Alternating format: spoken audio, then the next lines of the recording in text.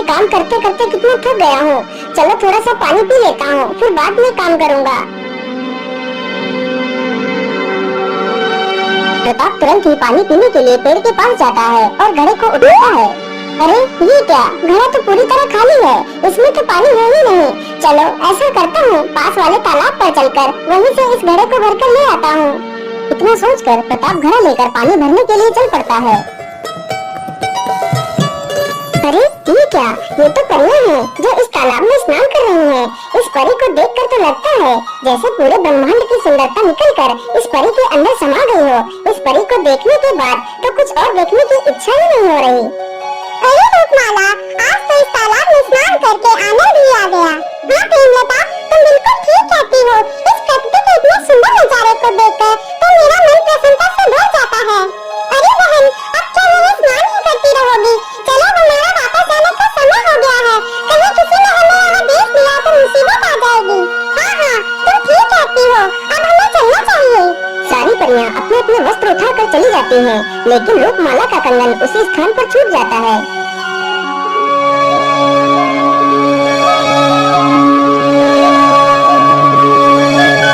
अरे ये क्या, ये कौन सी वस्तु है जो इतना ज्यादा चमक रही है? चलो चलकर देखता हूँ।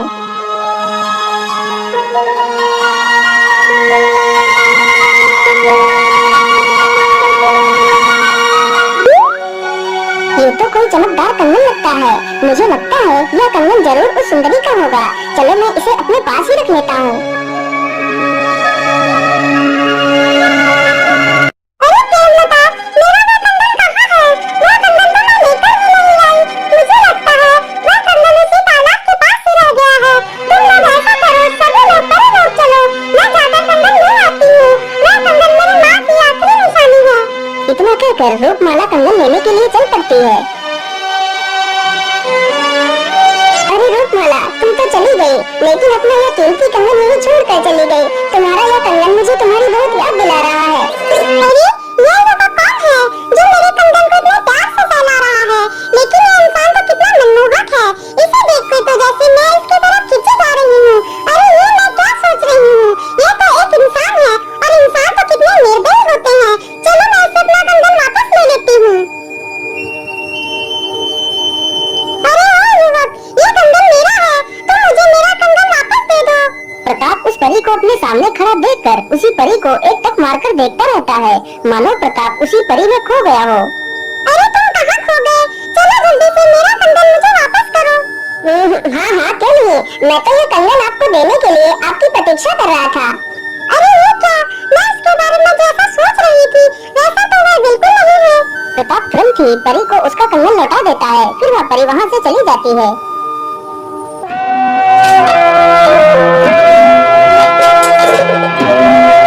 क्या करूं, मेरा मन तो कहीं भी नहीं लग रहा है। जब से मैं उस परी से मिला हूँ, तब से मेरी आत्मा तो मानो उसी परी के साथ ही चली गई है। अब मैं क्या करूं? मैं ऐसा करता हूँ, कल उसी तालाब के पास चलकर बैठता हूँ। हो सकता है वहाँ चलकर मुझे थोड़ा सा सुकून मिल जाए।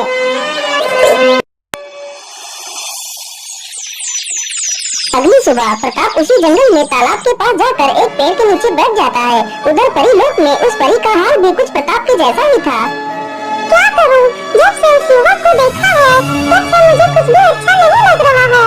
मैं ऐसा करती हूँ, कुछ देर के लिए उसी तालाब पर घूमकर आ जाती हूँ। इतना सोचकर रूपमाला भी वहाँ से चल देती है। अरे ये क्या, इतनी सुंदर बांसुरी कौन बजा रहा है?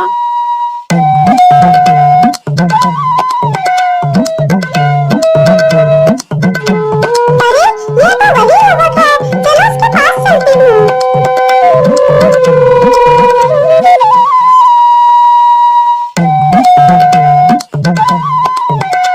अरे वाह युवक, तुम तो कितनी मनमोहक बांसुरी बजाते हो। तुम्हारा नाम क्या है? अरे आप यहाँ पर कैसे? हाँ, जैसे तुम यहाँ पर आ गए वैसे मैं भी आ गई, लेकिन अभी तक आपने अपना नाम नहीं बताया। मेरा नाम प्रताप है, और वैसे आपका क्या नाम है? मेरा नाम रूपमाला है, प्यार से मुझे लोग रूप बुलाते हैं। इसी प्रकार वो दोनों रोज एक दूसरे से मिलने लगते हैं। अच्छा प्रताप, अब मैं चलती हूँ, मेरा वापस जाने का समय हो गया है। क्या हम लोग कुछ देर और नहीं बैठ सकते? लेकिन प्रताप, मैं तो सुबह से तुम्हारे पास ही बैठी हूँ। अब तो शाम भी होने वाली है, इसलिए इसीलिए मुझे चलना चाहिए। ठीक है रूप, मैं कल तुम्हारा इसी जगह पर इंतजार करूंगा।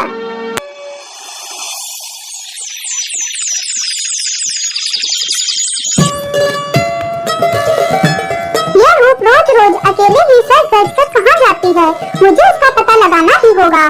चलो आज इसका पीछा करती हूँ।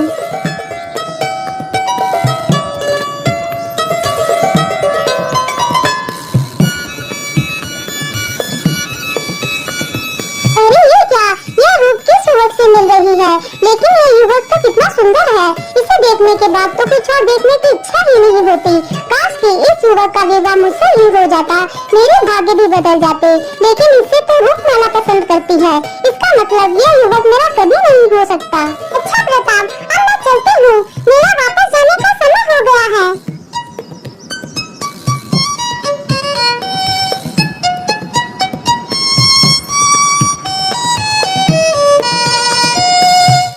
चलो मैं इस युवक का पीछा करती हूँ और देखती हूँ आखिर ये इंसान कहाँ पर रहता है। इतना सोचकर वह दुष्ट परी प्रताप का पीछा करते करते उसके घर तक चली जाती है। अरे बेटा, तू पूरे पूरे दिन कहाँ गायब रहता है? तू तो ठीक से खाना पानी तक नहीं खाता पीता। माँ, मैं रोज तेरी होने वाली बहू से मिलने के लिए जाता हूँ। लेकिन बेटा, अब तो तू कितना बड़ा हो गया है ना, जिसने आज तक अपनी माँ से यह बात छुपा कर रखी। अरे नहीं नहीं माँ, मैं बस आपको बताने वाला ही था। अरे माँ, आज तक मैंने बिना आपकी मर्जी के बिना किसी कार्य को किया है जो मैं ये काम कर लेता।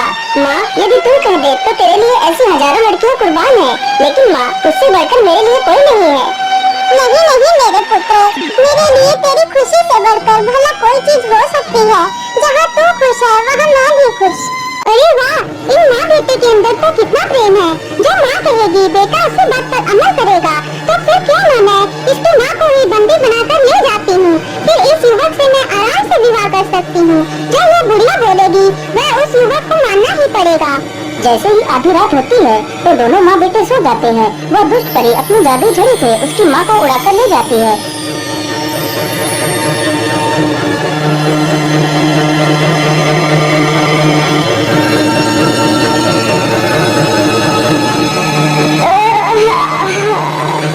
अरे माँ, तुम कहाँ हो? मुझे बहुत जोर की प्यास लगी है, मुझे थोड़ा सा पानी दे दो माँ।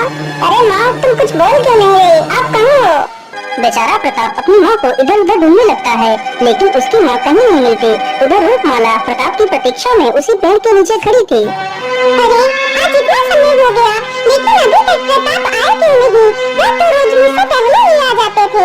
चलो मैं वहीं चलकर देख लेती हूँ, कहीं वह किसी मुसीबत में तो नहीं। रूपमाला जल्दी से प्रताप के घर जाती है तो देखती है प्रताप चुपचाप बैठकर रो रहा है। अरे प्रताप, तुम्हें क्या हुआ? तुम क्यों रो रहे हो? क्या बात है? अरे रूप, मैं तुम्हें क्या बताऊं, आज सुबह से पता नहीं मेरी माँ कहाँ चली गई है। मैंने उन्हें सब जगह ढूंढ लिया, लेकिन वो कहीं नहीं मिली। यदि मेरी माँ को कुछ हो गया तो मैं भी जीवित नहीं रह पाऊंगा। आप शांत हो जाइए प्रताप, मैं भी आपकी माँ का पता लगाती हूँ कि वो कहाँ पर है। रूपमाला तुरंत ही अपनी जादू छड़ी से उसकी माँ का पता लगाती है।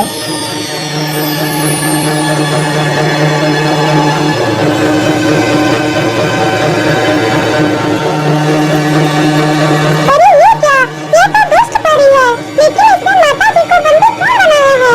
रूप, तुम कुछ भी करके मेरी माँ को ले आओ, मैं तुम्हारा एहसान कभी नहीं भूलूंगा। आप चिंता मत करिए, मैं आपकी माँ को जरूर वापस ले आऊंगी। आप यहीं पर मेरी प्रतीक्षा करना, मैं जल्दी ही वापस आ जाऊंगी। इतना कहकर रूपमाला दुष्ट परी के पास जाती है।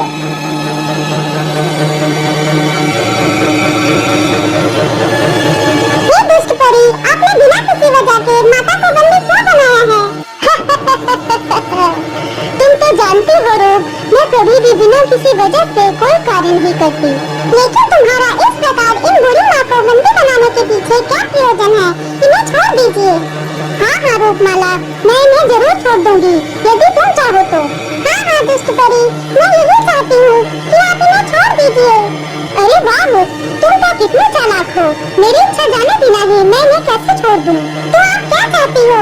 आप इनकी आजादी के बदले मुझसे कुछ भी मांग लो, मैं तुम्हें दे दूंगी, लेकिन इन्हें आजाद कर दो।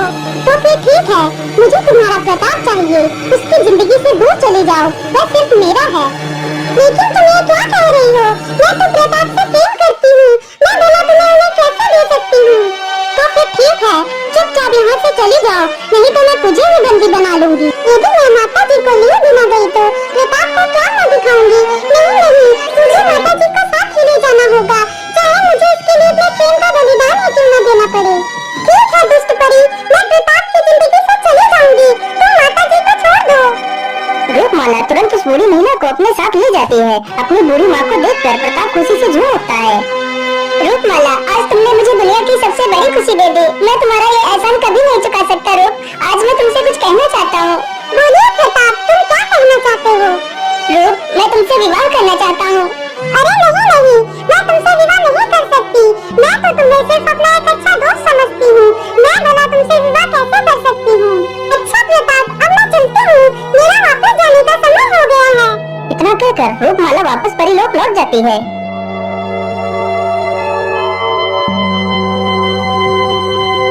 इस प्रकार 2-3 दिन गुजर जाते हैं, लेकिन रूपमाला पृथ्वी पर नहीं आती। इस वजह से प्रताप बहुत दुखी हो जाता है।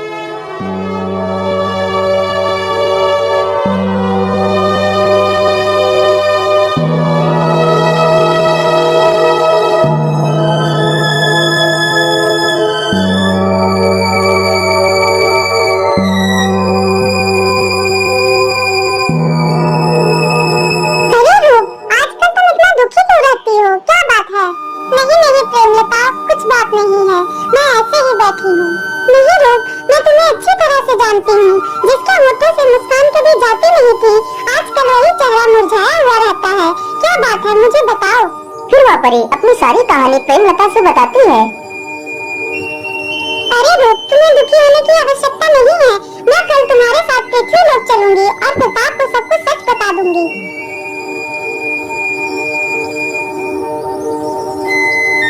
अगले ही दिन दोनों परियां पृथ्वी लोक पर जाती हैं। नहीं प्रेमलता, मैं प्रताप के पास नहीं जा सकती। मैं उससे प्रेम तो बहुत करती हूँ, लेकिन उससे विवाह नहीं कर सकती। यदि मैंने उससे विवाह किया तो दुष्ट परी उसकी माता को मार डालेगी। इसलिए मैं नहीं चाहती कि मेरी वजह से प्रताप की आंखों में आंसू आए। रूपमाला की ये सारी दुख भरी दास्तान प्रताप छुपकर देख रहा था और उससे रहा नहीं जाता। वह तुरंत ही उनके सामने जाकर खड़ा हो जाता है। अरे रूप, तुमने मुझसे झूठ बोला कि तुम मुझे अपना मित्र मानती हो और इतनी बड़ी बात तुमने मुझसे छिपा कर रखी। यदि ऐसी कुछ बात थी तो तुम्हें मुझे बताना चाहिए था। प्रताप, मैं तुम्हारी आंखों में आंसू नहीं देखना चाहती थी। नहीं रूप, हम दोनों मिलकर उस दुष्ट परी से लड़ेंगे। वह मुझसे तुम्हारा प्यार नहीं छीन सकते। अच्छा, तो यहाँ पर वही चल रहा है जो मैं नहीं चाहती थी। अब तुम्हारी माँ को मुझसे कोई नहीं बचा सकता। यदि अपनी माँ की सलामती चाहते हो तो चुपचाप मुझसे विवाह कर लो। तुम्हारी माँ को कुछ नहीं होगा। तुम्हें सिर्फ 2 दिन की मोहलत देती हूँ। यदि 2 दिन के अंदर तुमने मुझसे विवाह नहीं किया तो तुम्हारी माँ को मैं खत्म कर दूंगी। इस दुष्ट परी को सबक सिखाना ही पड़ेगा। चलो मेरे साथ, हम तीनों बूढ़ी परी के पास चलते हैं। वह हमें इस दुष्ट परी से निपटने का रास्ता जरूर बताएंगी। तीनों तुरंत ही बूढ़ी परी के पास जाते हैं और सारी कहानी बूढ़ी परी को सुना देते हैं। लेकिन पुत्री, यह तो एक इंसान है और तुम एक परी हो, तो तुम दोनों का विवाह कैसे हो सकता है? ये बूढ़ी परी, क्या इस इंसान से विवाह करने के लिए हमारे पास कोई रास्ता नहीं है? एक रास्ता है, यह रास्ता मैं तुम्हें बाद में बताऊंगी। पहले तुम्हें उस बूढ़ी महिला को बचाना है। लेकिन बूढ़ी परी, हम तो उस दुष्ट परी का मुकाबला नहीं कर सकती। अब आप ही कोई उपाय बताइए। पुत्री, तुम्हारी माँ अपने अंतिम समय में एक दिव्य शक्तियों की माला पंजाबरन की गुफाओं में छुपा कर गई थी। उसका सत्य उन्होंने सिर्फ मुझे बताया था। मैंने कई बार उस माला को ढूंढने की कोशिश की, लेकिन मैं असफल रही। यदि तुम उस माला को ढूंढकर खुद धारण कर लो तो उस दुष्ट परी को आसानी से मजा चखा सकती हो। ठीक है बूढ़ी परी, अब मैं चलती हूँ। हमारे पास बस कल तक का ही समय है। तीनों ही जल्दी से उस गुफा के पास जाते हैं।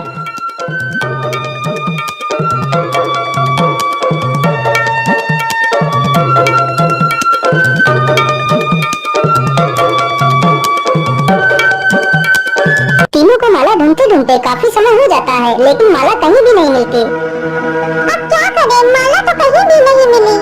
अरे रूप, हमने पूरी गुफा ढूंढ ली, लेकिन इस पत्थर के पीछे तो देखा ही नहीं। चलो इस पत्थर के पीछे भी देख लेते हैं। परी जैसे ही उस पत्थर को हटाती है तो उस पत्थर के पीछे भी एक सुरंग होती है। अरे रूप, यहाँ पर तो एक और सुरंग है। जरूर वह माला इसी सुरंग में होगी। इतना कहकर तीनों सुरंग में घुस जाते हैं। अरे रूप, उधर देखो, वहाँ पर कोई चमकदार वस्तु है। मुझे लगता है वही दिव्य माला है। चलो चलकर देखते हैं। अरे ये तो वही चमकदार माला है। रूपमाला जल्दी से उस दिव्य माला को उठाकर पहन लेती है। वह दिव्य शक्तियों वाली माला पहनते ही रूपमाला के अंदर अद्भुत शक्तियाँ आ जाती हैं। अरे प्रताप, इस माला को धारण करने के बाद तो मेरे अंदर अद्भुत शक्ति का अनुभव हो रहा है। हाँ रूप, अब हमें उस दुष्ट परी के पास चलना चाहिए। इतना सोचकर वह तीनों तुरंत ही उस दुष्ट परी के पास जाते हैं।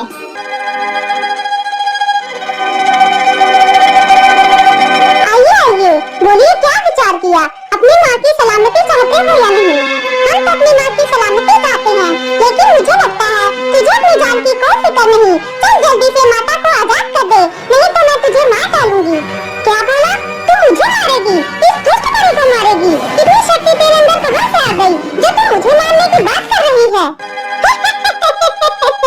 ये ले मेरे वार से बच। दुष्ट परी रूपमाला पर प्रहार करती है, लेकिन उसके प्रहार का रूप पर कोई असर नहीं होता। दुष्ट परी, तूने तो अपनी शक्ति दिखा दी, अब मेरा प्रहार दे। रूपमाला अपना प्रहार उस दुष्ट परी पर करती है। प्रहार होते ही दुष्ट परी एक चुन्नी बन जाती है। अब बता दुष्ट परी, मैं तुझे जान से मार दूं?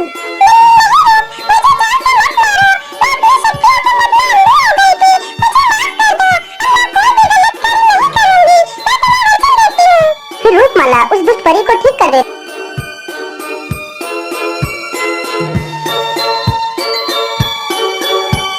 पुत्री, अब तो तुम इस दुनिया की सबसे ताकतवर परी हो।